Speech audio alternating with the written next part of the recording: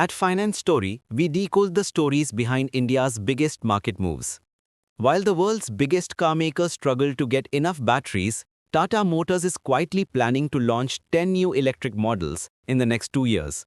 It already sells half of all electric vehicles in India and now wants to be a top seller worldwide. So how does a company known for practical city cars plan to beat Tesla and outsell BYD while still making a profit?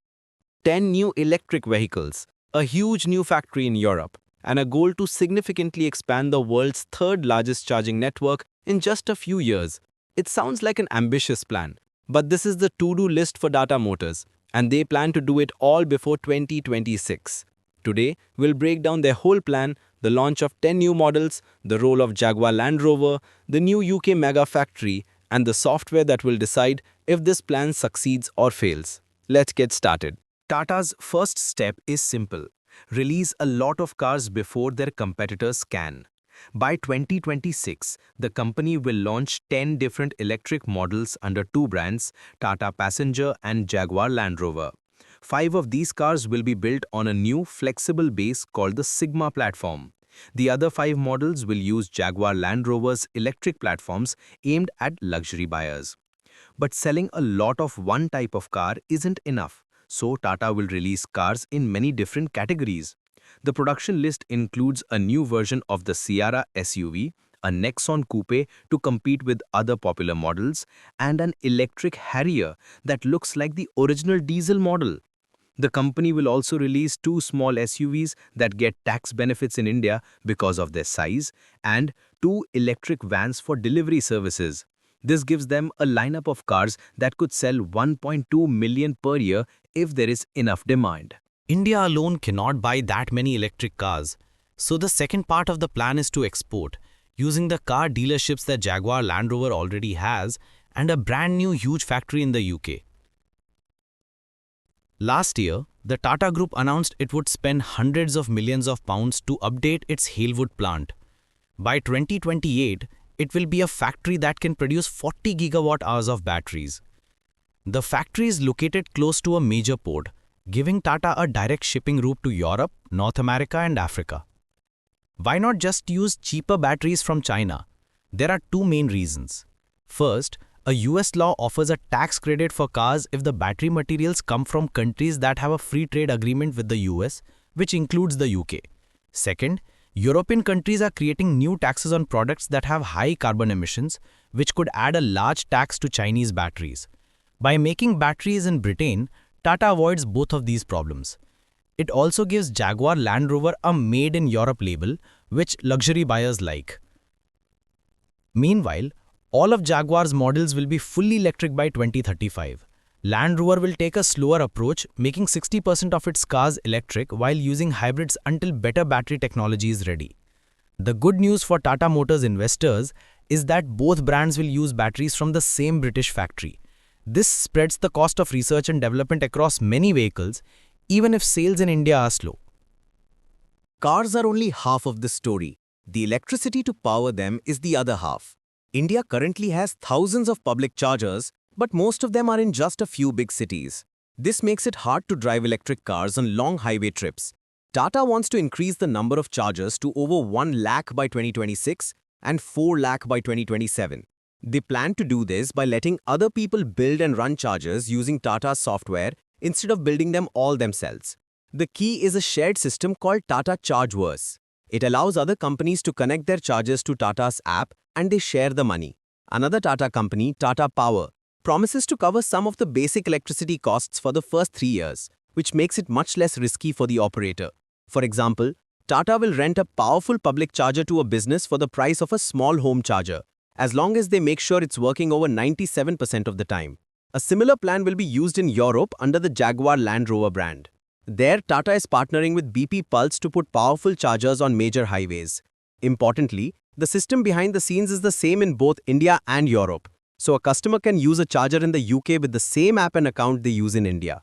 You can only make so much money from selling cars. The real profits are in software. This brings us to the third part of the plan: cars that are controlled by software.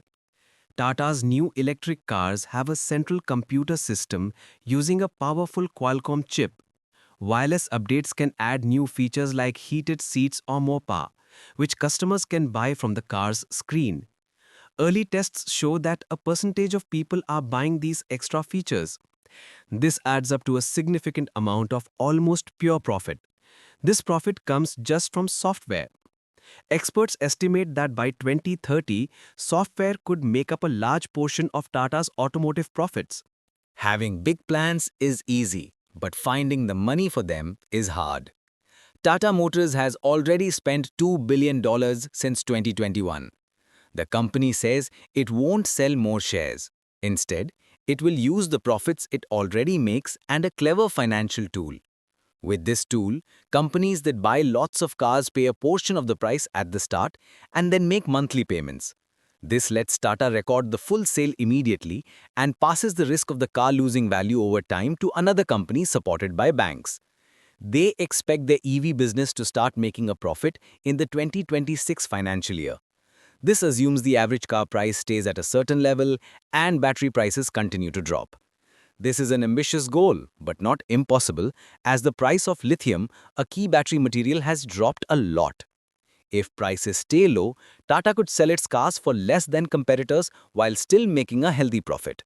That profit would be enough to pay for designing the next set of new cars. No plan is perfect, and Tata has a lot of competition.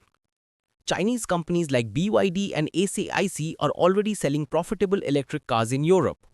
There are also rumors that Tesla will launch a new, affordable car in India, building it in the country to avoid high import taxes.